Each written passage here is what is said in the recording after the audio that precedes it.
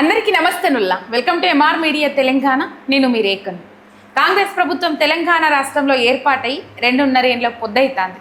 అంటే కోపం ఇంటి చవడం అన్నట్టు తుమ్మినా దగ్గినా కేసులు పెట్టుకుంటూ పోతా ఉన్నది ఈ రాష్ట్ర సర్కార్. మరి ఎందుకు కేసులు పెట్టుకుంటూ పోతా ఉన్నది? వాళ్ళు చేసిన తప్పులేంది? దొంగను వదిలిపెట్టి దొంగ అన్నోళ్ళను అరెస్ట్ చేస్తూ ఉన్నారు, దొంగ అన్నోళ్ళ మీద కేసులు పెడతా ఉన్నారు అని చెప్పేసి బీఆర్ఎస్ నాయకులు ఆరోపిస్తూ ఉన్నారు. ఇవన్నీ అంశాలు మనతోని మాట్లాడడానికి ప్రముఖ అడ్వకేట్ జక్కుల లక్ష్మణ్ అన్న ఉన్నారు, బీఆర్ఎస్ లీగల్ సెల్. అన్నకు వెల్కమ్ చేద్దాం, ఇవన్నీ ముచ్చట్లు మాట్లాడదాం. అన్న నమస్తే. అన్న నమస్తే రేఖ. ఎట్లున్నారన్న? బాగున్నారు Rekha. First time welcome to MR media Telangana. Thank you God bless you. Thank you అన్న. రైట్ అన్న, మొత్తం మీద ఏం నడుస్తుంది? ఎందుకు కేసులు పెడతా ఉన్నారు? అడిగిన వాళ్ళ మీద కేసులు ఎందుకు పెడతా ఉన్నారు? మనం చూస్తున్నాం రేఖ, దాదాపు 2.5 సంవత్సరాల కాలంగా ప్రశ్నించే గొంతులను నొక్కడానికి మాత్రమే కేసులు పెడుతున్నారని మేము చాలా వరకు బీఆర్ఎస్ లీగల్ టీం, మీ జర్నలిస్టుల కేసులు కూడా చాలా కేసులు మేము చేయడం జరిగింది.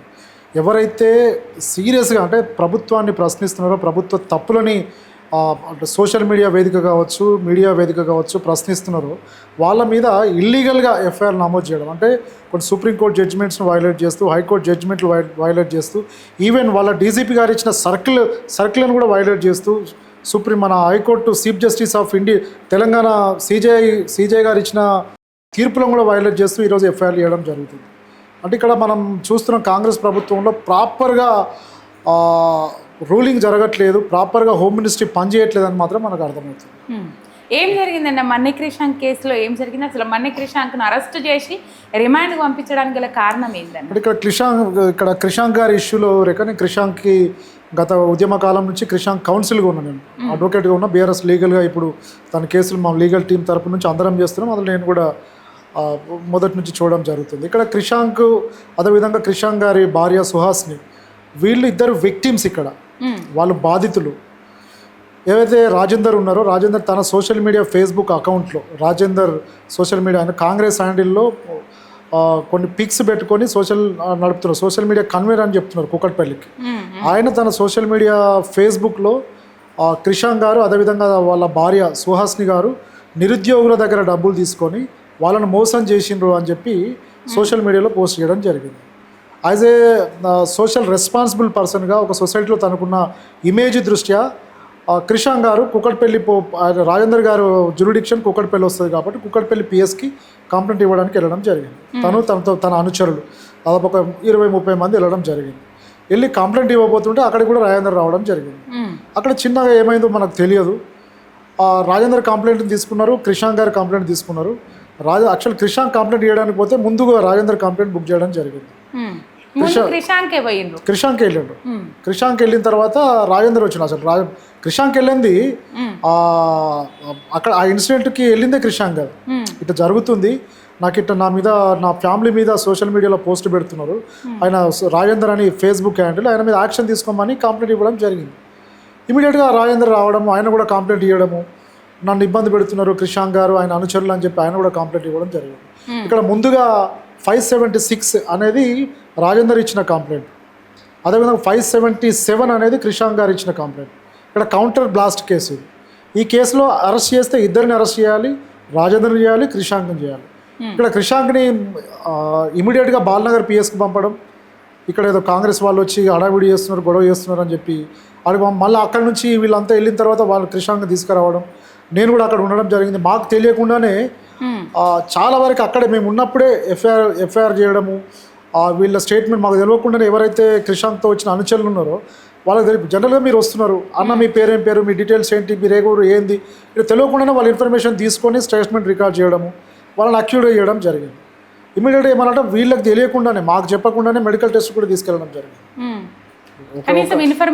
ఇన్ఫర్మేషన్ ఎవరికి, క్రిషాంక్ తనతో పాటు ఉన్న 7 మెంబర్స్ వాళ్ళకు కూడా అట్లీస్ట్ మిమ్మల్ని ఈ కేసులో మేము అరెస్ట్ చేస్తున్నాము, రాజేందర్ ఈ కంప్లైంట్ ఇచ్చారు, ఈ కంప్లైంట్ ప్రకారం మేము నాన్ వేలబుల్ కేసులు మేము నమోదు చేశాము, దీని ప్రకారం మెడికల్ టెస్ట్ ప్రొసీజర్, క్రిమినల్ ప్రొసీజర్లో భాగంగా మిమ్మల్ని మెడికల్ టెస్ట్ తీసుకెళ్తామని అట్లీస్ట్ రిటర్న్గా కానీ అట్లీస్ట్ ఓవరాల్గానైనా చెప్పాలి. అది కూడా చెప్పాలి. వాళ్ళు వెళ్ళిన తర్వాత మేము ఏదో కానిస్టేబుల్ అడిగితే ఏమైంది అంటే వాళ్ళని తీసుకెళ్లారు సార్, ఎక్కడికి తీసుకెళ్లారో తెలియదు. సీరియస్ అయిన తర్వాత అప్పుడు మెడికల్కి తీసుకెళ్ళామని చెప్పి మేము కౌన్సిల్గా మేము ఉన్నాము. వాళ్ళు పర్సన్స్గా వాళ్ళు ఉన్నారు, వాళ్ళకి ఇన్ఫర్మేషన్ ఇవ్వాలి, మాకు ఇన్ఫర్మేషన్ ఇవ్వాలి. ఎవరికి ఇవ్వకుండా మీరు లాని మీ చేతిలోకి తీసుకోవడం అనేది కరెక్ట్ కాదు. ఇది కాన్స్టిట్యూషన్ వైలేషన్ మేము క్వశ్చన్ చేసినప్పుడు, లేదు సార్ మేము ఇందులో 308 Class 5 అనే ఎక్స్టార్షన్ అనే కేసు పెట్టడం జరిగింది, 1111 అనేది ఒక సెక్షన్ ఇది పెట్టడం జరిగింది. ఇవన్నీ నాన్ బెయిలబుల్, బిలో 7 years అనేది కాదు, బిలో 10 years అఫెన్స్ ఉన్న నేరాలు కాబట్టి ఇందులో మేము అరెస్ట్ చేస్తున్నామని చెప్పి వాళ్ళు ఓవరాల్గా చెప్పడం జరిగింది. అండర్ సెక్షన్ 333, 118, 351, 191 ఈ సెక్షన్లన్నీ ఒక 308 Class 5 ఒక్కటి తప్ప మిగతా అన్ని కేసులు బిలో 7 years ఉన్నాయి. మరి రాజేందర్ మీద ఏం కేసు ఫైల్ చేసిండ్రండి? రాజేందర్ మీద మేము అడిగిన తర్వాత ఇది ఫస్ట్ క్రిషాంక్ మీద బుక్ చేయడం జరిగింది. ఏదో చాలా వరకు లీగల్ టీం అందరం సీరియస్ అయితే, ఆ రోజు డిఎస్పీ గారు ఉండే, కనీసం సిఐ గారు ఉండే, concern department investigation officer serious అయితే, సార్ మేము వీఆర్ ద విక్టిమ్, ఇక్కడ క్రిషాంక్ తన భార్య విక్టిమ్, బాధితులు వాళ్ళు ఇచ్చిన కంప్లైంట్ మీరు ఏం చేశారని క్వశ్చన్ చేసినప్పుడు, అప్పుడు సార్ వాళ్ళు రాజేందర్ ఇచ్చిన కంప్లైంట్ మేము ఎఫ్ఐఆర్ చేసినాము, సీరియస్ అయిన తర్వాత అప్పుడు మా కంప్లైంట్ తీసుకొని మా దగ్గర ఉన్న ఎవిడెన్స్ తీసుకొని ఆయన మీద 336, 353 ఫోర్జరీ చేసి సోషల్ మీడియాలో ఫాల్స్ న్యూస్ను స్ప్రెడ్ చేసింది అని చెప్పి ఎఫ్ఐఆర్ చేయడం జరిగింది. ఎఫ్ఐఆర్ చేసిన తర్వాత మరి రాజేందర్ని ఎందుకు అరెస్ట్ చేయలేదు, రాజేందర్ని ఎందుకు మెడికల్ పంపలేదు, మరి క్రిషాంక్ని ఎందుకు అరెస్ట్ చేశారు, క్రిషాంక్ అనుచరులను ఎందుకు జైలుకు పంపడం జరిగింది? రాత్రి 1:30 రేఖ నాకు తెలిసి అంత అవసరం ఏముంది? క్రిషాంక్ ఏం తీవ్రవాద, ఏమన్నా చీటరా, ఏమన్నా రేప్, ఏమన్నా ఉగ్రవాద, ఏమన్నా డ్రగ్గిస్టా, ఏంటిది, ఎందుకు ఇట్లా చేశారని మేము అడిగితే, లేదు సార్ మేము చేస్తాము, మాకు ప్రెజర్ ఉంది, అది ఉంది, ఇది ఉంది. ఎవరు ప్రెజర్? పోలీసులు. చట్టాన్ని మీ చేతులకు ఎట్లా తీసుకుంటారా? మీరు తీసుకోవద్దు కదా.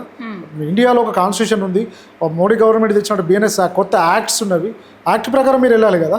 ఇప్పుడు ఆయన వచ్చి రెండింటికి కంప్లైంట్ ఇస్తే రెండింటి నుంచి అట్లీస్ట్ ఒక 14 days ఇన్వెస్టిగేషన్ పీరియడ్ లేక, కొత్త బిఎన్ఎస్ఎస్ యాక్ట్ ప్రకారం 14 రోజులు ఏదైనా కంప్లైంట్ ఇచ్చిన తర్వాత దాని మీద విచారణ చేయాలి. నిజాలు తెలుసుకున్న తర్వాత, విచారణలో సాక్ష్యాధారాలు రిసీవ్ చేసుకున్న తర్వాత అప్పుడు మీరు ఎఫ్ఐఆర్ చేయాలి. ఎఫ్ఐఆర్ చేసిన తర్వాత ఇమీడియట్గా ఎవరినైతే మీరు నిందితుడిగా పేర్కొంటున్నారో వాళ్ళకు మీరు రిటర్న్గా మీరు రాసి ఇవ్వాలి. మీ మీద ఈ కేసు మేము బుక్ చేస్తున్నాము, ఈ కంప్లైంట్ ఇచ్చారు, మీకు ఈ సెక్షన్స్ అట్రాక్ట్ అవుతాయి, ఈ గ్రౌండ్స్, ఈ రీజన్స్ అని వాళ్ళకి ఇవ్వాల్సి వస్తుంది. ఎక్కడ ఏ ఇన్ఫర్మేషన్ లేదు, రెండింటి కంప్లైంట్ ఇస్తారు. నాకు తెలిసి 4, 5, 6కి మెడికల్కి తీసుకెళ్తారు. ఎంక్వైరీ లేకుండానే అరెస్ట్ చేయడం అనేది పక్కా constitution violation, illegal FIR, illegal arrest అని చెప్పి రాత్రి 1:30కి ప్రొడ్యూస్ చేస్తే జడ్జి దగ్గర అదే విషయం ప్రస్తావించడం జరిగింది. సార్ ఇక్కడ వాళ్ళు మేడం జడ్జి గారు మెమో ఫైల్ చేయడం జరిగింది. ఏదైతే 308 Class 5 అని ఎక్స్టార్షన్ అనేది ఉందో, ఆయన ఏమంటున్నారు, రాజేందర్ నా ఫోన్ గుంజుకున్నారని చెప్తున్నారు. క్రిషాంక్ మీద వాళ్ళ భార్యకు సంబంధించిన వాళ్ళ ఫేక్ ఆంధ్రజ్యోతి పత్రిక కూడా క్లియర్గా చెప్పడం జరిగింది. ఆంధ్రప్రభ పత్రిక కూడా చెప్పడం జరిగింది, ఎవరి క్రిషాంక్ సంబంధించిన ఎలాంటి వార్తను మేము ప్రచురించలేదు అని. ఆ ఆంధ్రప్రభ పత్రికను కూడా ఈయన ఫ్యాబ్రికేట్ చేసి తయారు చేసి రాజేంద్ర అనే వ్యక్తి సోషల్ మీడియాలో స్ప్రెడ్ చేయడం జరిగింది. మరి ప్రభా యాజమాన్యం రాజేంద్ర మీద ఎటువంటి యాక్షన్ తీసుకోలేదు. మేము చెప్పినాము తీసుకోమని క్రిషాంక్ త్రూగా చెప్పించడం జరిగింది. ఆంధ్రప్రభకు సంబంధించిన పత్రిక ఆ ప్రూఫ్ కూడా సబ్మిట్ చేయడం జరిగింది. వాళ్ళు ఎంక్వైరీ చేశారు. ఎంక్వైరీ చేసి నిజంగానే ఫ్యాబ్రికేట్ చేశాడు, ఫోర్జరీ చేశారు అని చెప్పి ఆ 336 సెక్షన్ మెన్షన్ చేసి పెట్టడం జరిగింది. అంటే చీటింగ్ కేసు పెట్టినటువంటి ఫోర్జరీ డాక్యుమెంట్ చేసిన రాజేందర్ని అరెస్ట్ చేయలేదు. ఎక్స్టార్షన్ అనే కేసుని పెట్టి, అట్రాక్ట్ కాని కేసుని పెట్టి 1:30కి అరెస్ట్ చేయడం జరిగింది. జడ్జి దగ్గర ప్రొడ్యూస్ చేసినప్పుడు జడ్జి గారికి మేము ఒకటే విషయం ప్రస్తావించడం జరిగింది. ఎక్కడైతే 308 Class 5 అనే సెక్షన్ ఉందో, ఎక్స్టార్షన్ అనేది కాదు. ఏదైతే క్రిషాంక్ గారు వీళ్ళకి సంబంధించిన డిఫమేటరీ వర్డ్స్ కానీ న్యూస్ కానీ ఏదైతే రాజేందర్ క్రియేట్ చేసిన ఆ పోస్ట్ ఉందో, అది ఈ ఫోన్ నుంచి ఆయన పోస్ట్ చేయడం జరిగింది. కాబట్టి మీరు ఎవిడెన్స్ పర్పస్లో దీన్ని ఎంక్వైరీ చేయండి అని చెప్పి క్రిషాంక్ పోలీసులకు సబ్మిట్ చేయడం జరిగింది. రాజేందర్ అక్కడే ఉన్నారు. ఆయన ఫోన్ రాజేందర్ కూడా ఇవ్వడం జరిగింది. అది అఫెన్స్ ఎట్లా అవుతుందో అర్థం కాదు. ఎవిడెన్స్ ఇవ్వడం జరిగింది. అది ఎవిడెన్స్గా పోలీసు వాళ్ళు రిసీవ్ చేసుకున్నారు, ఎంక్వైరీ చేస్తున్నారు. అది అఫెన్స్ ఎట్లా అవుతుంది? జడ్జి గారి దగ్గర ఈ విషయాలే ప్రస్తావించినప్పుడు జడ్జి గారు 308 అనే సెక్షన్ ఇది నేను తీసుకోను, మీరు రిమాండ్ను రిటర్న్ చేయడం జరిగింది. రాత్రి 1:30 నుంచి మళ్ళీ మేము 1.5 hour మళ్ళీ 1 hour ఐఓ దగ్గరికి వెళ్ళి రాత్రి సార్ మరి 308 సెక్షన్ అట్రాక్ట్ కానప్పుడు మీరు 41 నోటీస్ ఇవ్వచ్చు, 35 Class 3 నోటీస్ ఇవ్వచ్చు. All sections are below 7 years. Arunesh Kumar judgments ఉంది, ప్రబీర్ పురకయాస్త జడ్జిమెంట్ ఉంది, అదేవిధంగా మా నల్లబాలు గారి కేసు జడ్జిమెంట్ ఉంది.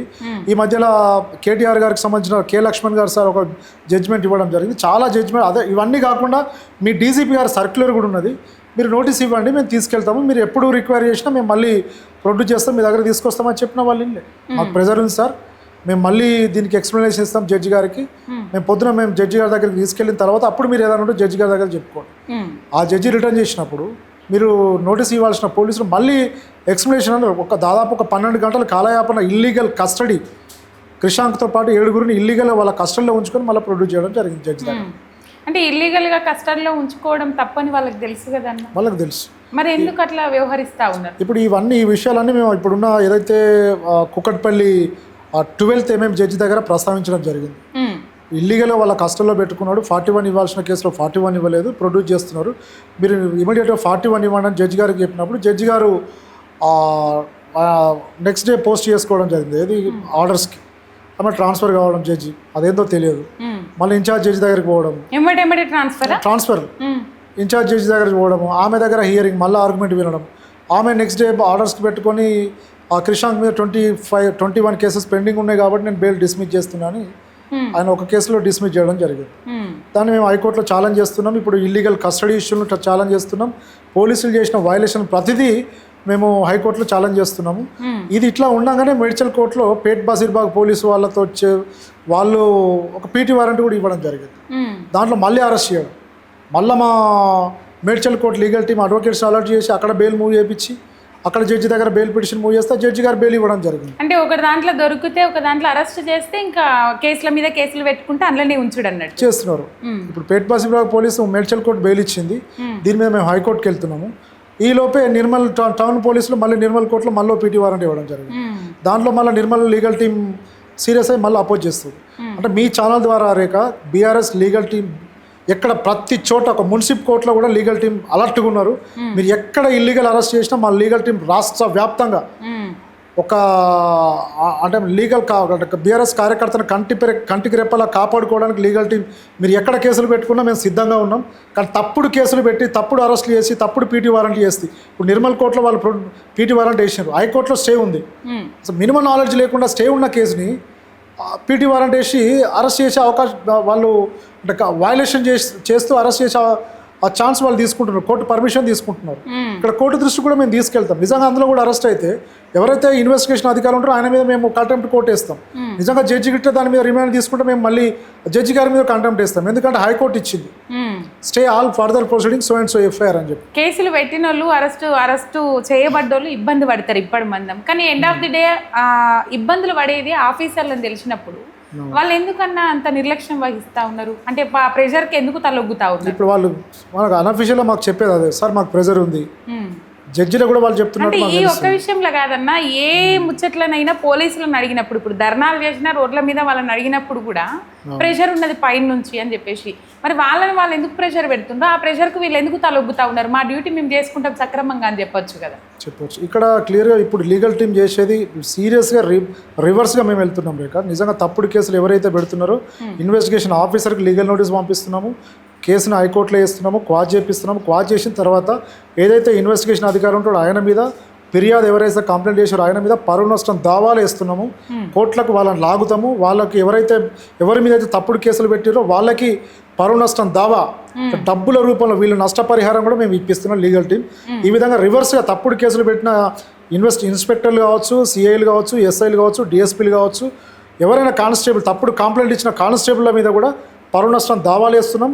నష్టపరిహారం ఇచ్చే వరకు కోర్టులో వాళ్ళకి ఎగనెస్ట్గా మేము సివిల్ దావాలు, క్రిమినల్ దావాలు వేస్తున్నాం. బీఆర్ఎస్ ప్రభుత్వం హయాంలో ఇట్లా జరిగినాయి అన్న, ఎందుకు మరి ఇంత కక్షపూరితంగా వ్యవహరిస్తూ ఉన్నారు వీళ్ళు?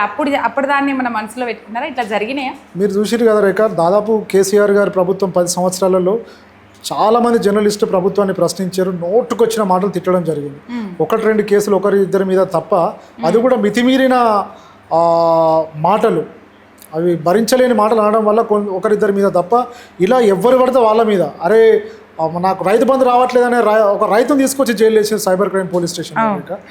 రైతులు క్వశ్చన్ చేస్తే రైతులను కూడా అరెస్ట్ చేస్తున్నారు. ఇండ్లు కూల్చేస్తున్నా, ఇంట్లో ఎందుకు కూల్చేస్తున్నావు సారు అని చెప్తే హైడ్రా వాళ్ళని అరెస్ట్ చేస్తున్నారు. హైడ్రా కోసం ఓ పోలీస్ స్టేషన్ పెట్టారు. సుప్రీంకోర్టు మొట్టికాయలు వేసిన హైడ్రా కమిషనర్ గారు వినట్లేదు. నిరుద్యోగులు నాకు ఉద్యోగాలు కావాలని ధర్నాలు చేస్తే వాళ్ళ మీద అరెస్ట్ చేసి ఈ మధ్యలో జనార్దన్ అనే ఒక స్టూడెంట్ నిరుద్యోగి మీద ఛార్జ్ షీట్ దాఖలు చేయడం జరిగింది.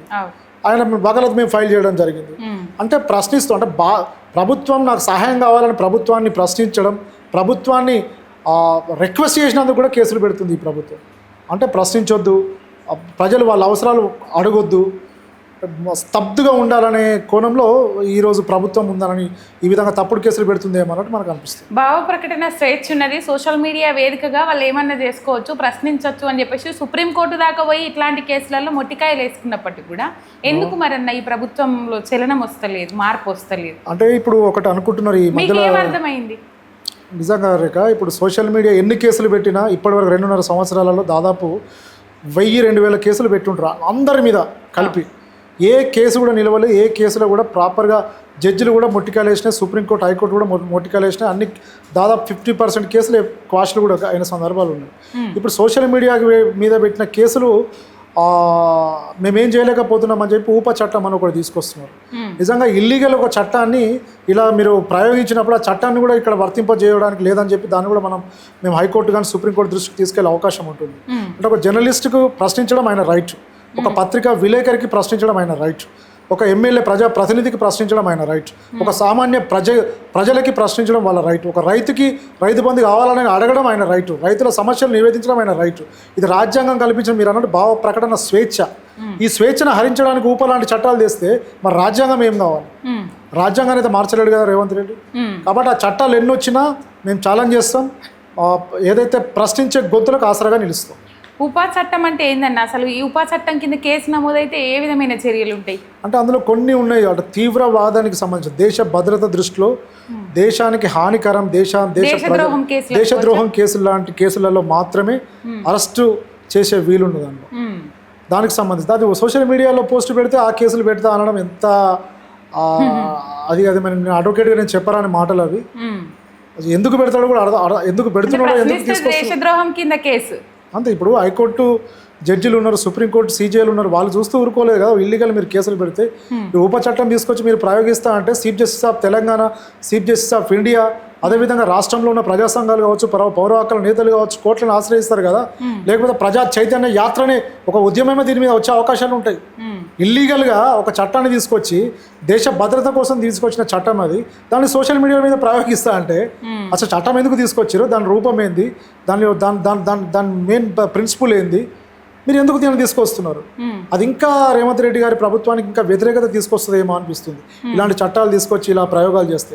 ఎందుకంటే అందరూ ఏకమవుతారు, నిరుద్యోగులు ఏకమవుతారు, ప్రజా సంఘాలు ఏకమవుతారు, లాయర్లు ఏకమవుతారు, రైతులు ఏకమవుతారు, ఆర్టీసీ కార్మికులు ఏకమవుతారు, రాష్ట్రం మొత్తం సకల జనులు ఏకమవుతారు ఇలాంటి చట్టాలు తీసుకొచ్చి కేసులు పెడితే. ఎందుకంటే అప్పుడు ప్రభుత్వం దిగిపోయే అవకాశం కూడా ఉండొచ్చు. శ్రీలంకలో ఏమైంది రేక మనం చూస్తున్నాం కదా. ప్రజా ఆగ్రహానికి మించిన ఇంకా అంత మించింది ఇంకేం లేదు. ఆగ్రహానికి రేవంత్ కాదు ఎవరిలోనైనా దిగిపోవాల్సిందే కూర్చుని. రైట్ అని ఈ ప్రభుత్వం పెడుతున్న కేసులకు భయపడేటోళ్ళు కొంతమంది ఉన్నారు, బరిగేసి కొట్లాడేటోళ్ళు బీఆర్ఎస్ కార్యకర్తలు కొంతమంది ఉన్నారు. భయపడేటోళ్లకు ఈ వేదికగా మీరు ఏం చెప్తారన్న? ఇటువంటి ధైర్యం ఇస్తారు? ఒకటి రేఖ, బీఆర్ఎస్ లీగల్ టీమ్, మా కేసీఆర్ గారు కావచ్చు, కేటీఆర్ గారు కావచ్చు, హరీష్ రావు గారు కావచ్చు, మాకు అంటే మా లీగల్ టీం పెద్దలు మోహన్ రావు గారు కావచ్చు, భరత్ కావచ్చు, మాకు చెప్పేది ఒకటే. దాదాపు రాష్ట్ర వ్యాప్తంగా 2,000 నుంచి 3,000 మంది లీగల్ టీం ఒక సోల్జర్ లాగా మేము పనిచేస్తున్నాం. ప్రశ్నించే గొంతులకు, అది బీజేపీ పార్టీ కావచ్చు, కాంగ్రెస్ పార్టీ కావచ్చు, కామన్ మ్యాన్సే కావచ్చు, ఎవరైనా ప్రభుత్వాన్ని ప్రశ్నిస్తున్నప్పుడు ఇల్లీగల్గా అరెస్ట్ చేస్తే మాత్రం మీరు అండగా నిలవండి, వాళ్ళకి ఆసరగా ఉండండి. అది రైతులు కావచ్చు, నిరుద్యోగులు కావచ్చు, జర్నలిస్టులు కావచ్చు, ప్రజా సంఘాలు కావచ్చు, ఎవరైనా భవిష్యత్తులో మీ మీద అక్రమ కేసులు పెడితే మీ ఛానల్ ద్వారా చెప్తున్నా, మా టీం మీకు అండగా ఉంటుంది, మిమ్మల్ని ప్రొటెక్ట్ చేస్తాం, మిమ్మల్ని రక్షిస్తాం. ప్రభుత్వం చేసే తప్పులను ప్రశ్నించండి, తప్పుల వెనక ముందు బీఆర్ఎస్ లీగల్ టీం మీకు అండగా ఉంటుంది. మీ ఛానల్ ద్వారా నేను చెప్తున్నాను. డీజీపీ శివధర్ రెడ్డి టైం అయిపోయింది, ఇప్పుడు సివి ఆనంద్ ఎక్కుతా ఉన్నారు డీజీపీగా. అంటే దాదాపు లా అండ్ ఆర్డర్ పూర్తిగా కంట్రోల్ తప్పినట్టే కనబడతా ఉన్నది. పూర్తిగా పోలీస్ వ్యవస్థ అనేది ప్రశ్నించేటోళ్ళ దిక్కు, లేకపోతే ధర్నాలు చేసేటోళ్ళ దిక్కు.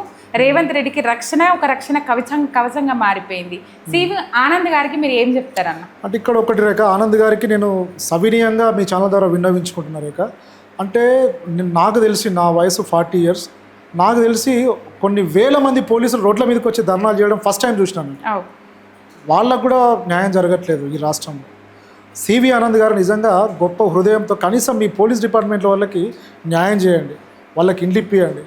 అదేవిధంగా మీ డీజీపీ ఒక సర్క్యులర్ ఇవ్వడం జరిగింది, హైకోర్టు అస్ఫాక్ అలాం అనే ఒక జడ్జిమెంట్ బేస్ చేసుకొని సుప్రీంకోర్టు ఒక డైరెక్షన్ ఇవ్వడం జరిగింది, హైకోర్టు ఒక డైరెక్షన్ ఇవ్వడం జరిగింది. డీజీపీ రాష్ట్ర డీజీపీ 2023లో 2025లో ఒక సర్క్యులర్ ఇవ్వడం జరిగింది. 7 సంవత్సరాల లోపు ఏ నేరం ఉన్నా అరెస్టు చేయొద్దు.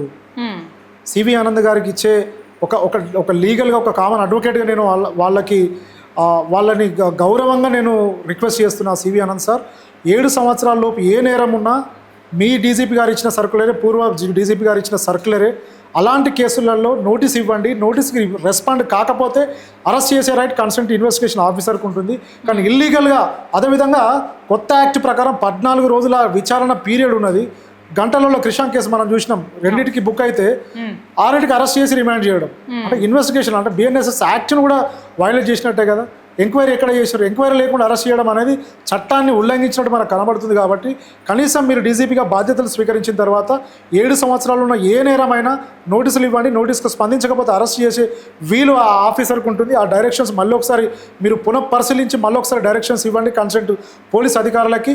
అదేవిధంగా ఇది ప్రశ్నించే కొద్ది ఊప చట్టం తీసుకొస్తున్నాడు. ఊప చట్టం తీసుకురావడం వల్ల సోషల్ మీడియాలో కావచ్చు, జర్నలిస్టులు కావచ్చు, ప్రజా సంఘాలు కావచ్చు, దాన్ని ప్రయోగించడం వల్ల ఎవరికి లాభం ఎవరికి నష్టం అనే కోణంలో ప్రయోగిస్తే లాభం ఉందా నష్టం ఉందా, దాన్ని ఈ సోషల్ మీడియా కేసులలో ప్రయోగించచ్చా లేదా అనేది కూడా కన్సర్న్ లీగల్ మీ ఏదైతే పోలీస్ డిపార్ట్మెంట్లో లీగల్ ఆఫీసర్లు ఉంటారు రేఖ, వాళ్ళ ఒపీనియన్ తీసుకోండి.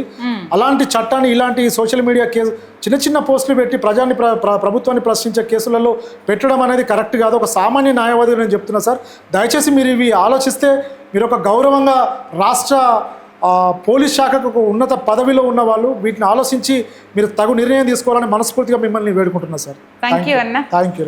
జై తెలంగాణ. జై తెలంగాణ.